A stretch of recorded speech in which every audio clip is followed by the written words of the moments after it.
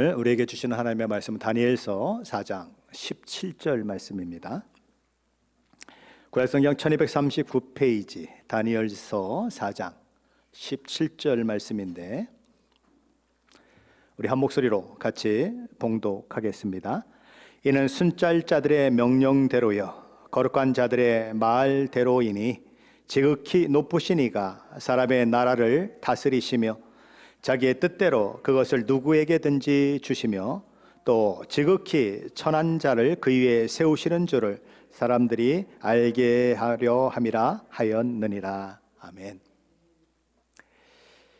다니엘서 1장부터 3장까지의 내용 속에 등장하는 핵심 인물을 들라면 여러분들은 누구를 들으시겠습니까? 다니엘과 세 친구? 그렇게 들 수 있겠죠. 하지만 다니엘서 2장에는 세 친구의 이름이 등장하지 않습니다. 그리고 다니엘서 3장에는 다니엘의 이름이 등장하지 않습니다. 그리고 오늘 함께 살펴보게 될 다니엘서 4장에는 다니엘의 세 친구의 이름이 등장하지 않습니다. 하지만 1장부터 4장까지 끊임없이 이름이 등장하는 한 사람이 있습니다. 그가 누구죠? 느부갓네살입니다. 당시 세계를 호령했던 왕, 세계 역사 속에 한 획을 긋는 그 권세와 영화를 누렸던 느부갓네살 왕이 끊임없이 1장부터 4장까지 그 이름을 거기에 나타내고 있는 것이죠. 그러므로 다니엘서 1장부터 4장의 이야기는 온 세상을 대표하는 왕으로 세워진 느부갓네살, 세상 역사를 자신의 힘과 권력으로 이끌어 간다고 생각했던 느부갓네살을 다루는 하나님의 이야기다라고 할 수 있습니다. 왜 하나님은 느부갓네살을 다루시고 계신 걸까요? 당대 최고의 제국을 이루고 있는 바벨론이 역사의 주관자가 아니라 하나님이시라는 사실을 바벨론의 왕인 느부갓네살뿐만 아니라 나라를 잃고 이국만리 포로로 잡혀온 이스라엘 백성들로 하여금 알도록 하는데 그 목적이 있습니다. 그리고 오늘 이 시대를 살아가는 저와 여러분에게도 하나님의 통치와 다스림이 미치지 못하는 영역은 어디에도 없으며 모든 것이 하나님 나라의 완성을 향해 달려가고 있다는 사실을 알도록 하는데 또한 그 목적이 있는 것입니다. 하나님께서 그 목적을 가지고 느부갓네살을 다루고 계신 것이지요.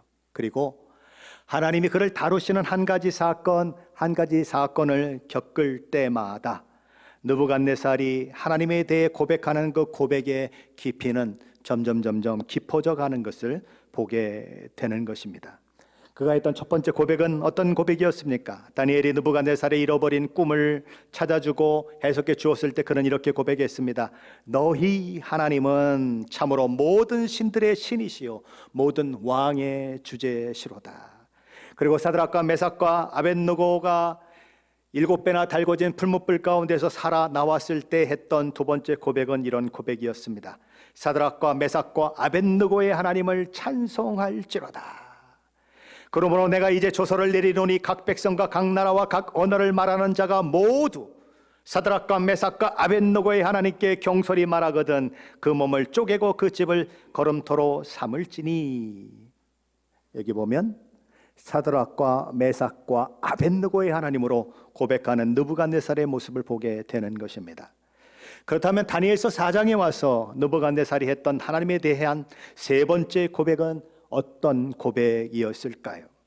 다니엘서 4장은 느부갓네살의 개인 간증문이라고 할 수 있습니다. 그는 천하에 거주하는 모든 백성과 나라들과 각 언어를 말하는 자들에게 조서를 내려 자신이 경험한 하나님을 개인 간증 형식으로 전달하고 있습니다. 그래서 그는 먼저 조서를 받아보는 수많은 사람들에게 큰 평강이 있을지어다 라는 기원의 말을 하고 난 이후에 그는 하나님이 어떤 하나님이신지를 이야기하는 것이죠.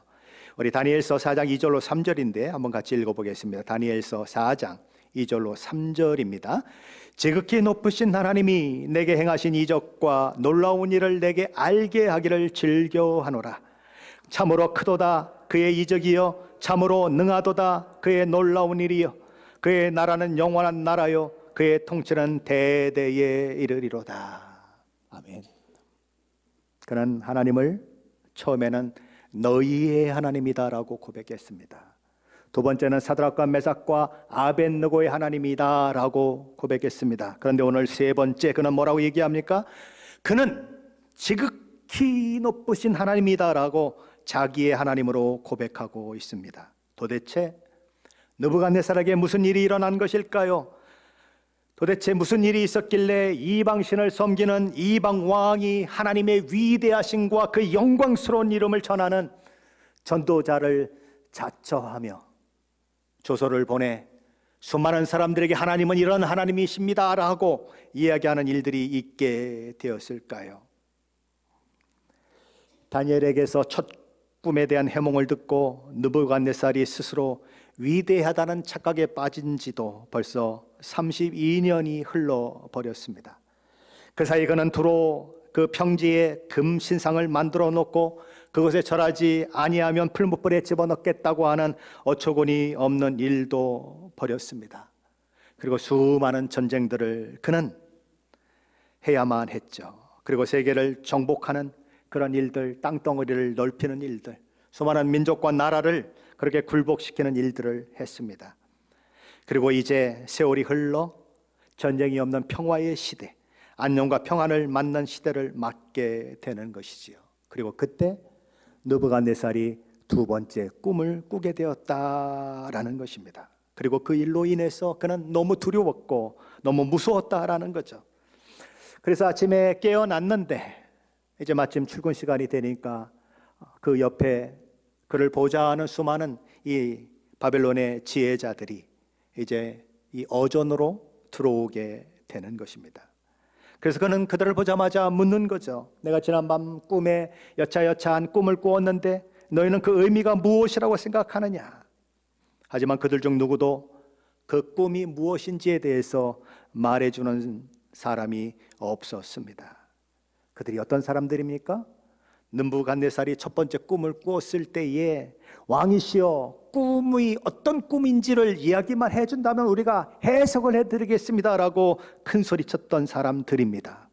그런데 느부갓네살이 두 번째 꾸었던 꿈을 다 상세하게 이야기했는데 해석을 못하는 것입니다. 그렇습니다. 세상은 하나님의 일하심에 대해 답을 줄 수가 없습니다.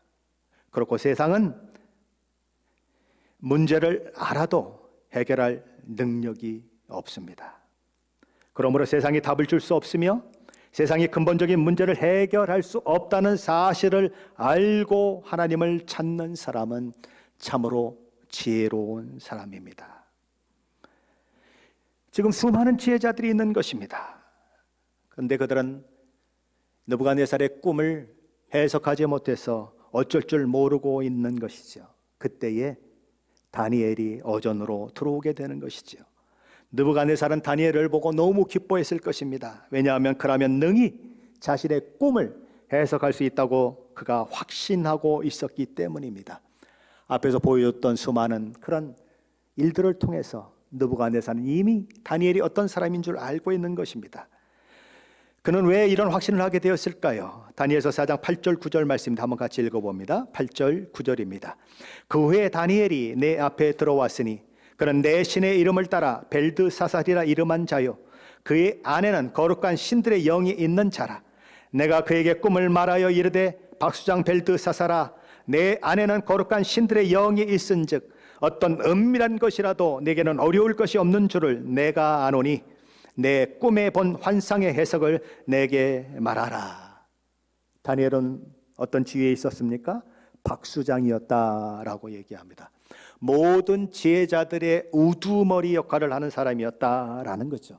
그리고 그의 이름은 느부갓네살이 붙여준 이름에 따라서 벨드사살이라고 불리워지는 인물이었다. 그런데 그에게는 다른 모든 지혜자들과 다른 점이 있었다는 것입니다. 구분되는 것이 있었다는 것이죠. 그 안에는 거룩한 신들의 영이 있어서 사람이 알 수 없는 것들을 신이 가르쳐 주기 때문에 아는 그런 일들이 있었다라는 거죠. 그래서 첫 번째 꿈도 어떤 꿈을 꾸었는지 이야기하지도 않았는데 그 꿈을 알아맞히기도 했고 해석도 했듯이 지금 수많은 지혜자들이 느부갓네살이 꾼 꿈에 대해서 해석할 수 없지만 그는 능히 해석할 수 있다고 이 느부갓네살은 생각하는 것입니다. 그렇다면 느부갓네살은 어떤 꿈을 꾸었을까요? 그는 그런데 내가 꿈을 꾸었다고 이야기하지 않습니다. 내가 침상에서 머릿속으로 받은 환상이다라고 이야기합니다. 그가 받은 꿈을 어떻게 해석을 했는가? 어떤 징조가 있는 꿈이고 특별한 계시로 주어진 그런 환상이었다라고 그가 생각했다라는 것입니다. 자, 먼저 우리 다니엘서 4장 10절로 12절 말씀입니다. 한번 같이 읽어보겠습니다. 10절로 12절입니다. 내가 침상에서 나의 머릿속으로 받은 환상이 이러하니라. 내가 본즉 땅의 중앙에 한 나무가 있는 것을 보았는데 높이가 높더라니 그 나무가 자라서 견고하여지고 그 높이는 하늘에 닿았으니 그 모양이 땅 끝에서도 보이겠고 그 잎사귀는 아름답고 그 열매는 많아서 만민의 먹을 것이 될 만하고 들짐승이 그 그늘에 있으며 공중에 나는 새는 그 가지에 깃들이고 육체를 가진 모든 것이 거기에서 먹을 것을 얻더라. 그는 꿈을 꾸었습니다. 그런데 땅의 중앙에 한 나무가 있는 것을 보았습니다. 세계의 중심부에 한 키가 큰 나무가 있는 것을 보았다라는 것입니다. 그런데 그냥 나무만 봐도 어마어마하게 큰 나무였는데 그 나무가 계속해서 자라나더라는 거죠. 어디까지 자라났는가? 하늘에 닿도록 자라났다. 어마어마하게 큰 나무가 하늘 꼭대기까지 자라나다 보니까 땅 끝에 있는 백성들까지도 그 나무를 아주 멀리서도 볼 수 있을 그런 정도가 되었다라는 것입니다. 그 잎사귀는 너무나 아름다웠고 그 열매는 세상의 모든 사람들과 짐승들과 새들이 먹고도 남을 만큼 넘쳐나는 정말 큰 나무였다. 그렇지 않아요? 세상의 인구가 70억이 넘는데 그 사람들이 다 먹고도 남고 세상에 있는 모든 동물들이 다 먹고도 남고 새들이 먹고도 남을 정도의 열매를 맺었다면 그 나무가 어마어마하게 커야 되겠죠. 그러니까 하늘 꼭대기까지 닿을 수밖에 없었다. 그 얘기를 하는 것입니다. 바로 그런 꿈을 꿨는데 그 순간 하늘에서 내려온 한 거룩한 순찰자의 모습이 보였다라는 거죠. 순찰자는 누구일까요? 하나님께서 세상에서 일어나는 모든 일을 관찰하고 살펴서 보고하라고 보낸 천사들을 말합니다. 우리는 종종 어려운 일을 만날 때 이런 얘기를 할 때가 있죠. 하나님, 나의 이 사정은 하나님께 숨겨졌습니까? 하나님은 내가 이 당하는 상황을 알고 계시기는 하신 것입니까? 그렇게 이야기하지만 하나님은 순찰자를 보내, 천사들을 보내 이 땅에서 일어나는 모든 일들을, 우리 개인에게 일어나는 모든 일들을 하나하나 다 하나님께 보고하도록 하신다라는 거죠. 그러니 하나님 앞에 숨겨진 것은 없고 하나님이 모르시는 것은 없다라는 것입니다. 다니엘서 5장에 가면 한 손가락이 나타나서 벽에다가 막 글을 씁니다. 그냥 막 벽에다가 글을 썼으니 막 그 불꽃이 막 튀겠죠. 퍽퍽퍽퍽 막 불꽃이 튀면서 글을 막 쓰는데 메네 메네 데겔 우바르신이라고 썼습니다. 내가 달아보았더니 부족해서 너의 나라를 메대와 바사 왕국에게 주겠다. 그런 의미를 가진 히브리어였죠. 하나님은 어떤 하나님이신가? 살피시는 하나님이시다. 달아보시는 하나님이시다. 저와 여러분이 하나님 말씀대로 사는지 안 사는지, 하나님의 말씀에 순종하는지 순종하지 않는지, 교회에 참석하고 있는데 그냥 몸만 와 있지 정신은 딴 데가 있는지 아니면 여기 있는지, 혹은 예수를 믿는다고 고백하는데 그 고백이 진짜인지 거짓인지 하나님은 다 달아보시는 분이시다. 바로 그 감찰자가 하나님의 천사가 큰 소리로 느부갓네살을, 꿈을 꾸고 있는 느부갓네살에게 이야기했다라는 거죠. 뭐라고 이야기를 했을까요? 다니엘서 4장 14절로 16절 말씀입니다. 14절로 16절 말씀인데 함께 읽어보겠습니다. 그가 소리질러 이처럼 이르기를, 그 나무를 베고 그 가지를 자르고 그 잎사귀를 떨고 그 열매를 해치고 짐승들을 그 아래에서 떠나게 하고 새들을 그 가지에서 쫓아내라. 그러나 그 뿌리의 구루터기를 땅에 남겨두고 새와 노줄로 동이고 그것을 들풀 가운데에 두어라. 그것이 하늘 이슬에 젖고 땅의 풀 가운데에서 짐승과 더불어 제 몫을 얻으리니 또 그 마음은 변하여 사람의 마음 같지 아니하고 짐승의 마음을 받아 7대를 지내리라. 천사는 무엇이라고 말했습니까? 그 하늘에 오를 만큼 거대하게 자란 나무의 밑둥을 잘라내고 그 가지를 잘라내 버려라라고 말씀하셨습니다. 그리고 잎사귀를 떨구어 버리고 그 열매를 다 헤쳐버려서 그 나무를 의지하고 살았던 짐승들, 새들도 다 쫓아내라, 그렇게 이야기했습니다. 그리고 그 뿌리의 구루터기는 남겨두되 새와 노줄로 동여매고 들풀 가운데 두어라. 그렇게 되면 그것이 하늘 이슬 가운데 젖게 될 것이고 땅의 풀 가운데에서 짐승과 더불어 제 몫을 얻으리니 그 마음이 변하여 사람의 마음이 아니라 짐승의 마음을 가지게 될 것이고 그리고 7해가 지날 때까지 그 일이 계속될 것이다. 그 얘기를, 그 소리를 한 것이지요. 그렇다면 왜 이런 일이 일어납니까? 오늘 저와 여러분이 처음에 읽었던 4장 17절은 그 이유를 이렇게 얘기합니다. 우리 17절 말씀인데 한번 같이 읽어봅니다.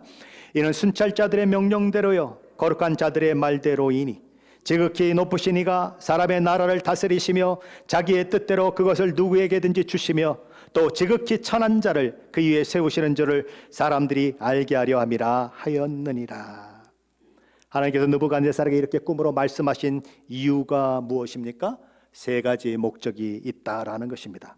첫째는 지극히 높으신 하나님이 사람의 나라를 다스리는 줄을 알게 하기 위해서라는 것입니다.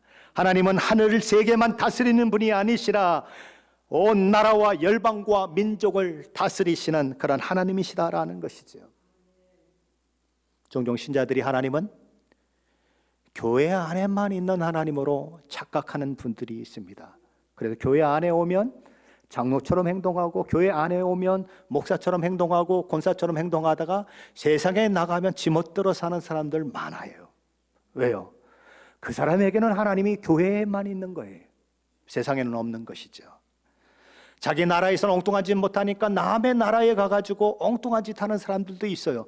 거기는 하나님이 없는 거죠. 그렇죠? 자기가 뭐 없다고 얘기하지는 않겠지. 그러나 행동을 보면 거긴 하나님이 안 계신 거예요. 그런 분들이 있어요. 그러나 하나님은 교회에 갇혀있는 하나님이 아니시다. 내가 어디에 있든지 무엇을 하든지 거기에도 하나님은 함께 하시는 분이시다. 둘째는 하나님은 당신의 뜻대로 인간의 나라를 이 사람에게서 저 사람에게로 줄 수 있는 분이시다. 그것을 가르쳐주기 위해서 이 꿈을 주셨다는 것입니다. 셋째는 그렇다면 하나님은 누구에게 나라를 맡기는가? 또 지극히 천한 자를 그 위에 세우시는 줄을 사람들이 알게 하려 하심이라. 어떤 자에게 나라를 주시는가? 지극히 천한 자, 지극히 낮은 자에게 주신다라는 거예요. 그럼 지극히 낮은 자가 누굽니까? 배우지 못한 사람, 권세도 영광도 지위도 돈도 학력도 없는 사람, 찌질이 뭐 그런 사람을 말하는 것입니까? 아닙니다. 잠언저자는 세상을 진동시키며 세상이 견딜 수 없게 만드는 것 서너시 있다라고 얘기하며 이렇게 얘기했습니다. 신하가 임금이 되고 멍청한 바보가 부자가 되고 부끄러워할 줄도 모르는 막대 먹은 여자가 신랑을 맞아들이고 계집종이 안주인 자리를 차지한 것이다. 이런 것은 뭐라고요? 정말 보기 싫은 거다. 그러므로 여기서 천한 자, 지극히 천한 자라고 하는 말은 그런 사람을 가리키는 게 아닙니다. 갑자기 하나님이 어느 날 뭐 왕을 다 폐해버리시고 저기 그냥 거지처럼 살고 있는 그 사람을 왕으로 높인다는 그런 의미가 아니에요. 어떤 의미입니까? 그러면 마음이 지극히 낮은 사람을, 그런 사람을 하나님이 높이신다라는 거예요. 예수님도 이렇게 말씀하셨습니다. 무릇 자기를 높이는 자는 낮아지고 자기를 낮추는 자는 높아지리라. 천국은 이와 같으니. 그렇죠? 어떤 사람이 높은 사람입니까? 섬기는 자가 높은 사람이다 라고 말씀하셨어요. 야고보서 4장 6절에서 야고보 사도는 하나님은 교만한 자를 물리치시고 겸손한 자에게 은혜를 주시는 분이시다 라고 말씀했습니다. 여기 교만한 자를 물리친다고 하는 이 말은 하나님께서 교만한 자의 반대편에 서신다는 거예요. 교만한 자는 그러므로 누구를 대적하는 것인가? 하나님을 대적하는 자로 반대편에 서 있는 사람이다라는 거예요. 혹시 권투 경기 좋아하십니까? 권투 경기 시작하면 막 사람을 그 가운데 마이크 들고 와서 소개하죠. 홍코노 전 세계 헤비급 챔피언 느부갓네살 그러잖아요. 그죠? 그러면 또 이제 홍코노 소개. 홍코노 천하만국의 왕이시여 온 세상을 다스리시는 하나님. 그래서 청코노에 있는 느부갓네살과 홍코노에 있는 하나님이 권투를 하시면 어떻게 되겠습니까? 어떻게 되겠어요, 여러분? 죽사발나겠죠. 교만이 그렇다는 거예요. 교만이 하나님을 대적하는 거라는 거예요.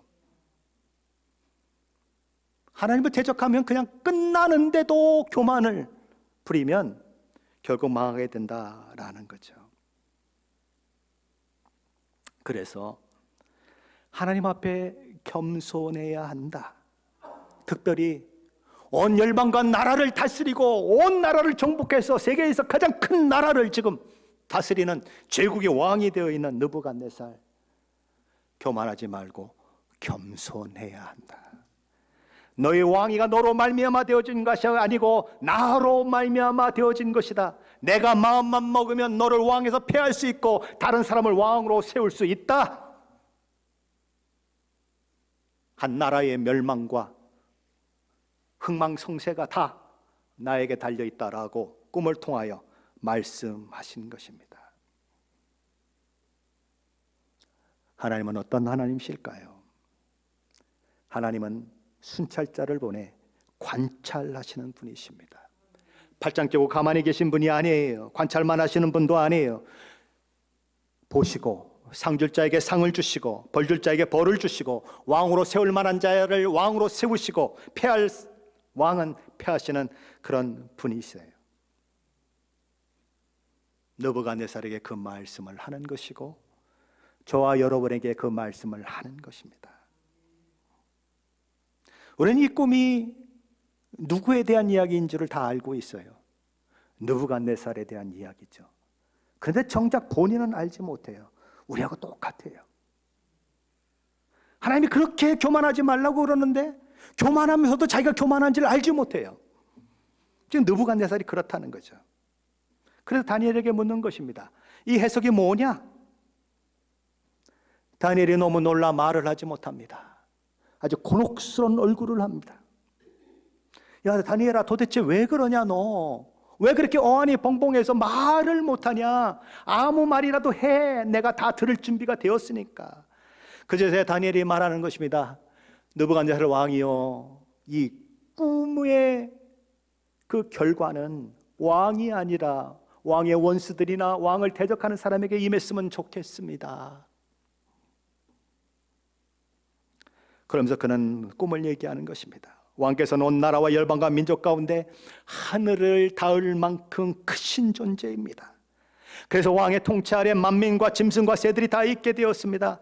하지만 순찰자가 나무를 베어내고 거기 세 줄과 놋줄로 묶고 그것을 들불 가운데 두어 7대를 지나게 하라고 명령하였으니 왕은 어느 날 왕의 권세를 잃어버리고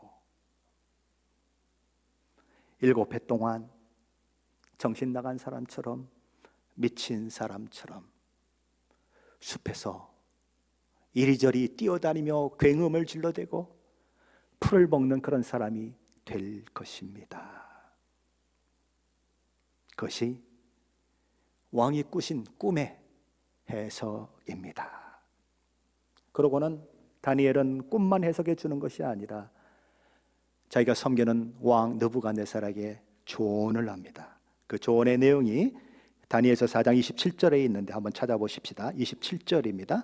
27절 같이 읽습니다. 그런즉 왕이여 내가 아뢰는 것을 받으시고 공의를 행함으로 죄를 사하고 가난한 자를 궁일이 여김으로 죄악을 사하소서. 그리하시면 왕의 평안함이 혹시 장구하리이다 하니라. 다니엘은 왕이시여 제가 드리는 말씀을 좋은 마음으로 받아주십시오라고 말하며 그에게 두 가지를 시행하라고 조언합니다. 첫째는 공의를 행함으로 죄를 사하라는 것입니다. 이 말은 공의를 행함으로 죄에 대한 징계를 면하십시오라는 조언이에요. 둘째로 가난한 자들 궁일이 여김으로 죄를 사하라고 말합니다. 이 말도 마찬가지입니다. 가난한 자를 궁일이 여김으로 죄의 형벌을 면하라는 것입니다. 그래서 공동번역 성경은 이렇게 번역을 했습니다. 임금님께서는 이제 소인이 드리는 의견을 기꺼이 받아들여 주십시오. 선을 베풀어 죄를 면하시고 빈민을 구제하셔서 허물을 벗으시기 바랍니다. 그리하면 길이 태평성대를 누리실 것입니다. 자, 그럼 이렇게 하라고 다니엘이 조언을 했으면 지금까지 느부갓네살은 어떻게 살았다는 거예요? 반대로 살았다는 거죠. 공의를 행하지 않고 가난한 자를 궁일이 여기지 않고 지 멋대로 살았다는 것입니다. 그의 눈에는 정복당한 나라들의 백성들의 그 억울함과 그들의 불쌍함 이런 것들을 볼 눈이 없는 것입니다. 어차피 정복된 자들이고 내 노예인데 이런 생각을 가지고 있는 거죠. 그러니 내 새끼들이 누굽니까? 바벨론 본토배기들. 요것들은 타닥거리고 잘 대해주고 요 포로된 것들은 그냥 아무렇게나 대해주고 막 짓밟아버리고 그냥 노동이나 착취하고 그렇게 세계를 다스렸죠. 그런데 어떻게 하라고요? 공의롭게 하십시오. 가난한 자를 불쌍히 여기십시오. 그게 하나님의 마음입니다. 그렇게 하시면 왕이 태평성대를 누릴 수 있습니다라고 조언했던 거예요. 그렇다면 느부갓네살 왕은 다니엘의 이 조언에 귀를 기울였을까요? 그의 꿈을 통해 말씀하신 하나님의 경고를 알아들었을까요? 마음에 담고 다니엘의 조언대로 겸손히 하나님 앞에 행하며 공의를 행하고 가난한 자를 궁일이 여기는 그 일을 했을까요? 느부갓네살은 그러지 못합니다. 역사 속에 그런 사람이 또 한 사람 나오죠. 솔로몬의 아들 르호보암이라고 하는 사람. 어른들이 오랫동안 통치를 했던 그 어른들이 왕이시여 저 백성이 와서 하는 이야기가 맞습니다. 아버지 솔로몬이 수많은 궁들을 짓고 성전을 짓고 하느라고 저 사람들이 정말 밤과 낮으로 수고했고 허리가 그냥 휘어지도록 그리고 그냥 얼굴이 햇빛에 그을러서 새카매지도록 열심히 일을 했어. 너무 힘든 상황 가운데 있는 거 맞습니다. 그러니 저들의 그 부역을 조금 약하게 해주시고 저들의 말을 들어주시면 저들이 평생 왕의 종이 될 것입니다라고 조언을 했어요. 근데 듣지 않는 거죠. 그리고 내가 엄한 말로 야 우리 아버지 허리는 내 애기 손가락만도 안 돼. 내가 얼마나 위대한 왕인지 알아. 어디 와서 까불고 그래. 왕이 명령하면 명령한 대로 하는 거지. 그래서 결국 나라가 두쪽나지 않습니까? 느부갓네살도 그랬다는 것입니다. 하나님의 경고를 못 알아들었고 다니엘의 조언을 못 알아듣는 것이지요. 그래서 어떤 일이 일어났을까요? 다니엘서 4장 29절 30절입니다. 한번 같이 보죠. 29절로 30절 말씀입니다. 12달이 지난 후에 내가 바벨론 왕궁 지붕에서 건일세 나 왕이 말하여 이르되 이 큰 바벨론은 내가 능력과 건설로 건설하여 나의 도성으로 삼고 이것으로 내 위엄의 영광을 나타내는 것이 아니냐 하였더니 그래서 내가 뭔가 나오겠죠. 꿈을 꾼 지 몇 달이 지났습니까? 12달이 지났습니다. 1년이 훌쩍 지나갔다는 것입니다.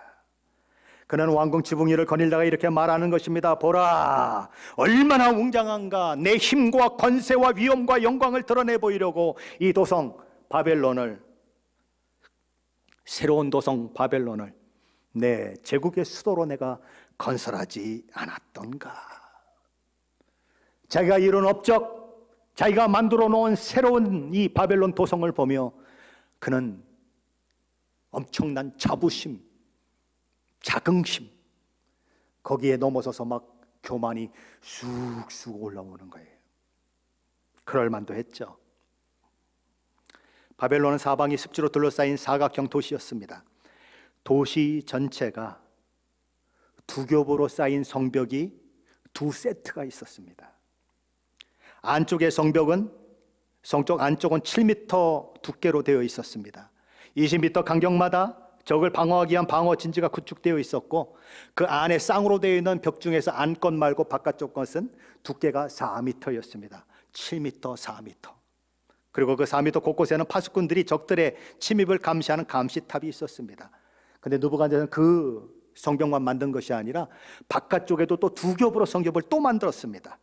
이 두 성벽의 두께는 안과 밖이 모두 8m씩이에요. 그러니까 성벽의 두께만 합해놓으면 16m입니다. 그리고 가운데는 뭐 흙이나 돌 이런 걸로 채우고 마차들이 다닐 수 있게 만들었는데, 말 4마리가 끄는 마차가 전속력으로 달려도 될 만큼 만들었습니다. 몇 대가요? 4대가. 그냥 좁은 도로면은 이렇게 붙여놓고 나란히 가야죠, 그죠?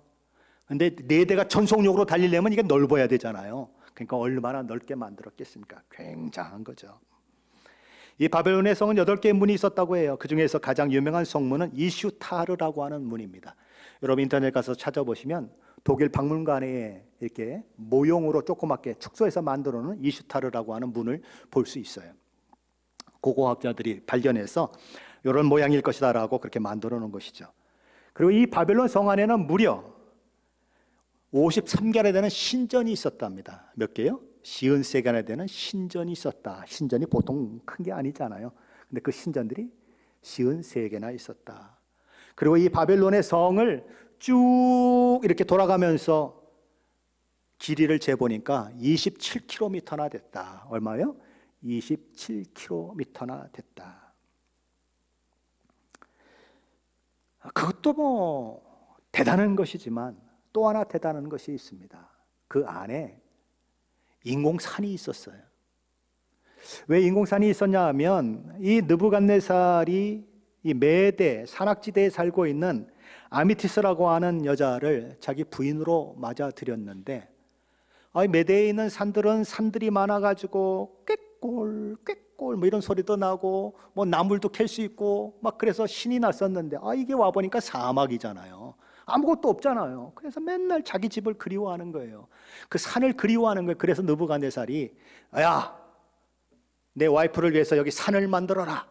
인공산을 만들었습니다. 그리고 그 메대산에 있는 이 아내가 어린 시절부터 시집 올 때까지 보았던 나무들, 뭐 풀들 이런 것들을 막 뽑아다가 거기다 다 심었어요. 근데 뭐 사막에다가 뭐 이렇게 해놓고 심는다고 그게 자라겠습니까? 태양이 막 뜨거운데 물을 줘야 되잖아요. 그래서 유브라데 강에서 물을 수로로 막 끌어들여 가지고, 이게 산이니까 높잖아요, 그죠? 근데 이게 물을 거꾸로 올라가게 만들어서 쫙 물을 줘서 아주 정원이 아름답게 되도록 만들었습니다. 그때 무슨 워터펌프가 있었겠습니까? 근데 어떻게 물을 그 꼭대기까지 올렸을까요? 그래서 그 궁중 정원을 가리켜서 고대에 만들어진 7대 불가사의 중에 하나다라고 얘기하는 거예요. 불가사의가 뭡니까? 인간의 능력으로는 불가능한 건데 결과적으로 만들어져 있다. 이게 불가사의예요. 그렇게 만들어졌다는 것입니다. 지금 느부갓네살이 자기 왕궁 옥상에 딱 올라가 가지고 그걸 보고 있는 거예요. 궁중정원, 고대 7대 불가사의 중에 하나라고 하는 것을 보고 있는 거예요. 그리고 성벽들을 보고 있고 53개나 되는 신전들을 보고 있고, 그리고 와, 이런 걸 보니까 여기서 자긍심이 올라오고, 와, 이건 느부갓네살이 이게 신이 된 것 같은 느낌이 드는 거죠. 그렇잖아요, 여러분. 돈의 힘도 대단하잖아요. 그죠?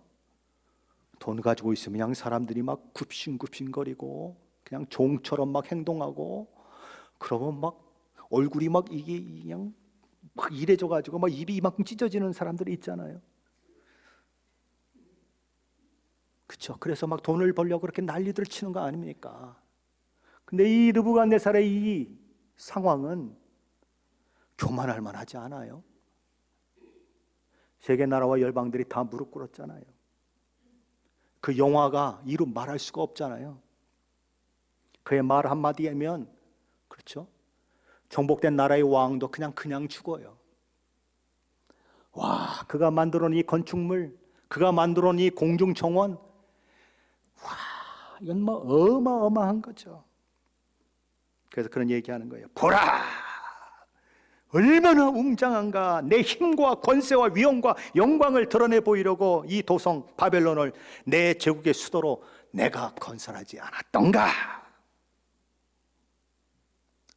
하나님은 그가 상징하는 거대한 나무가 밑동만 남겨주고 잘라버리는 꿈을 보여주심으로 경고하셨습니다. 겸손히 하나님 앞에 엎드려 하나님의 뜻과 목적에 따라 공의를 행하고 가난한 자를 궁일히 여기라고 다니엘도 또 조언을 했습니다. 그러나 느부갓네살은 자신의 교만과 오만을 내려놓지 못합니다. 30절 말씀에는 나라는 말이 몇 번이나 나오는지 아십니까? 4번이나 나옵니다. 나 왕이 내가 능력과 나의 도성, 내 위엄 다 내가 했다는 거예요. 내가 한 거야.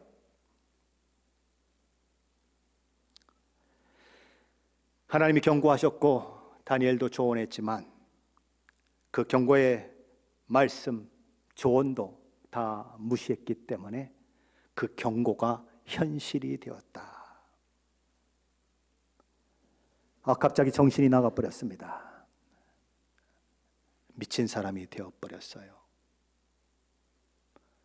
짐승, 자신이 짐승처럼 생각하는 그런 사람이 되어버렸어요. 그래서 밥을 먹고 사는 인간이 아니고 나는 풀을 먹어야 사는 짐승이다, 소다, 그랬단 말이죠. 그래서 이슬 가운데 들을 막 다니면서 사람인데 막 풀을 뜯어먹고 그랬다는 거죠. 아니 7년이 지나다 보니까 머리는 그냥 산발이 돼가지고 아마 허리까지 오나요? 7년 길르면? 손톱은 막 자라가지고 그 영화에 나오는 그 손톱 가진 그런 사람들처럼 이만해지고, 발톱은 이루 말할 수가 없고, 사람은 그냥 목욕하지 않아도 떼꾸정물이 그냥 절절절절 흐르고, 이게 인간인지 동물인지 알 수 없는 상황이 되었다. 근데 그 일이 언제 일어났습니까? 1년 뒤에 일어났다. 하나님이 1년의 유예기간을 두셨다는 거예요. 하나님은 하루를 기다리신 게 아니에요. 한 달을 기다리셨어요. 2달을 기다리셨어요. 3달을 기다리셨어요. 11달을 기다리셨어요. 그리고 12달을 기다리셨어요. 뭐 때문에? 하나님이 주신 꿈, 다니엘의 조언을 듣고 회개하고 돌이키도록, 겸손히 행하도록 기회를 주셨다는 거예요. 그래서 미리 가르쳐 주셨어요. 그래서 미리 가르쳐 주셔서 하나님의 말씀에 순종하라고 하셨어요. 만일 느부갓네살이 듣고 고쳤다면 1년 유예기간을 주신 동안에 이 느부갓네살이 마음을 고치고 하나님의 말씀대로 살았다면 그 머리에서 총명이 사라지는 일은 없었을 것입니다. 짐승처럼 풀 뜯어먹고 살면서 내가 짐승이지 그러면서 짐승 소리 내면서 살 필요도 없었을 것입니다. 그렇게 7년의 세월이 지나고 느부갓네살에게 총명이 돌아오는데 그때서야 느부갓네살은 하늘을 쳐다보는 것입니다. 내가 이룬 이 모든 것들이 지금까지는 내가 이룬 건 줄 알았습니다. 그런데 하나님이 하신 것이군요.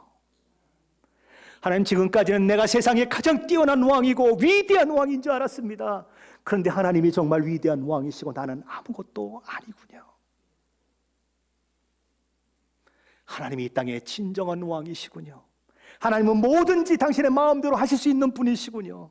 하나님은 위대하십니다. 하나님은 지극히 높으신 분입니다. 그래서 그는 34절 하반절에서 이렇게 고백하는 것입니다. 이에 내가 지극히 높으신 이에게 감사하며 영생하시는 이를 찬양하고 경배하였나니. 30절 상반절이 이렇게 말합니다. 그러므로 지금 나 느부갓네살은 하늘의 왕을 찬양하며 칭송하며 경배하노니. 하나님을 경험한 것이 너무 귀해서 혼자만 가지고 있을 수가 없었어. 교만이 얼마나 큰 죄인 줄을 너무나 알았기 때문에 그걸 다 적어가지고 온 나라와 민족과 열방과 그 백성들에게 다 보내서 하나님을 경외하는 것이 최고란다. 하나님이 온 우주의 왕이시란다. 지극히 높으신 분이란다. 나처럼 까불지 말고, 나처럼 교만하지 말고 그 하나님 앞에서 살아라라고 간증하는 사람이 되었다라는 거예요. 여러분은 하나님의 말씀이 귀로 들릴 때 순종하는 사람입니까? 아니면 느부갓네살처럼 몸으로 때워야 순종하는 사람입니까? 일이 터지고 절이 얻어 터져야 복종하는 사람입니까? 아니면 들릴 때 그냥 들리면 그냥 엎어지는 사람입니까? 귀로 듣고 바로 엎어지는 사람은 이런 몸고생할 필요 없습니다. 근데 간증을 들어보면 누구 간증이 더 재밌죠? 누구 간증이 막 익사이딩하죠? 세상에서 그냥 얻어 터지고 일이 터지고 절이 터져가지고 상처투성이 돼가지고 돌아온 사람의 간증이 더 흥미있고 재밌어요. 그래가지고 나도 한번 타락했다가 돌아올까 하는 요딴 마음을 먹는 사람들도 있더라 이거죠. 제가 군에서 직접 만났어요. 군종인데 어느 날 술이 취해가지고 제 앞에 나타났어요. 광필아 미안해. 그래서 내가 눈을 동그랗게 쳐다봤어요. 뭐가 미안해? 뭐 고참이니까 뭐가 미안해 그럴 수는 없죠. 속으로만 그러는 거죠. 나도 타락하는 게 뭔지 알고 싶었어. 이런 바보 같은 뭐 타락하는 걸 알아. 우리 마음에 그 마음이 있다고요. 나도 저 사람처럼 간증하고 싶은 마음이 있어갖고 잘못되니까 한번 가볼까? 그래 한번 얻어 터지고 와볼까? 그런 마음이 있다고요. 그러나 얻어 터지고 오는 거는 사실은 미련한 거 아닙니까? 그 얻어 터진 그 기간이 7년이고 10년이면 다 잃어버린 시간 아니에요. 그냥 처음에 듣고 하나님 앞에 회개하고 돌이켰으면 그 7년, 10년 기간 동안에 하나님을 위해서 얼마나 많은 일을 했겠어요. 어떤 사람은 이런 얘기를 하더라고요. 그죠? 아유 목사님, 내가 부자일 때 목사님 만났으면 얼마나 좋았을까요? 그럼 내가 11조도 막 엄청나게 많이 하고 막 교회에 뭐 건물 사는 것도 막 하고 그랬을 텐데. 얻어 터지고 거지가 돼가지고 와놓으니까 11조를 해도 많이 할 수도 없고 감성금을 해도 많이 할 수 없고 11조를 뭐 다 모든 게 다 안 되는 거죠. 그것도 하나님의 일하심이죠. 그렇죠? 그렇게 얻어 터지지 않으면 안 바뀌니까 하나님 그렇게 하시기도 하시죠. 그러나 귀로 들어도 되는 걸 몸으로 배우는 사람은 어리석은 사람이에요. 바보 같은 사람이에요. 못난 사람이에요. 귀로 듣고 바로 하나님 앞에 엎어지는 자가 복된 사람이에요. 시간 낭비하지 않는 사람이에요. 아니 남들이 간증 재미없다 그러면 뭐가 어때요? 나 하나님이 말씀하셔가지고 바로 엎어졌더니 아무 문제 없이 삭삭삭삭삭삭 됐어. 이러고 간증하면 그것도 간증이라고 해? 이렇게 사람들이 얘기하겠죠. 그러나 그게 위대한 길이에요. 그게 위대한 삶이에요. 아니 얻어 터진 게 뭐 자랑이에요. 그게 잘못해가지고 얻어 터지고 실컷 두들겨 맞고 거지된 게 뭐 그렇게 자랑이에요. 그렇게 안 해도 잘 가는 사람이 얼마나 많은데. 하나님의 말씀이 들릴 때 귀로 듣고 회개하십시오. 귀로 듣고 바로 엎어지십시오. 하나님이 정말 느부갓네살에게 보여줬던 꿈의 그 하나님이라면 저와 여러분은 하나님의 말씀이 들릴 때 언제든지 엎어져야 마땅해요. 그 하나님이 거짓이라면, 그 하나님이 살아계시지 않는다면 엎어질 필요도 없고 여기 와서 예배 드릴 필요도 없고 가만히 앉아서 들을 필요도 없어요. 그렇죠? 그 목사의 헛소리를 뭐 하려고 들어요? 하나님 안 계시면. 그렇잖아요. 정말 하나님이 살아계시다면 저와 여러분은 들릴 때 엎어져야 하는 것이고, 하나님이 살아계심이 느껴지지 않는다면 하나님 앞에 기도해야 하는 거예요. 왜 수많은 사람들이 저렇게 하나님의 말씀 때문에 목숨을 걸까? 하나님을 사랑하는 것 때문에 자기 인생을 다 던질까? 그 사람들이 바볼까? 멍청일까? 아니면 내가 멍청일까? 한번 생각해 봐야 하는 거예요. 그리고 나를 변화시킬 수 있어야 하는 거예요. 겸손은 하나님이 나를 아무리 높여주셔도 그것이 내가 한 것이 아니라 하나님의 은혜임을 아는 것이 겸손이에요. 내가 망가지고 넘어졌을 때 하나님이 여전히 나의 소망인 줄 아는 게 그게 믿음이고, 내가 넘어지고 자빠졌을 때 나는 일어날 수 없습니다, 나는 아무 소용없습니다 라고 생각하는 것 자체가 교만이에요. 누가 세우시는데? 하나님이 세우시는데 못합니다라고 하는 것도 사실은 교만이에요. 자기가 하려고 하는 거 아닙니까? 하나님이 세우신다고요. 교만은 이렇게 여러 가지로 나타날 수 있어요. 기왕이면 하나님이 높이시는 사람이 되고, 기왕이면 하나님이 높여주셔도 더 겸손해서 하나님을 더 높여드리고 하나님을 더 찬양하고, 그 높은 자리가 더 견고해지고 그를 통하여 하나님의 영광과 하나님의 이름을 드러내는 그 일들이 저 여러분 가운데 있으시기를 예수 그리스도 이름으로 간절히 축원합니다.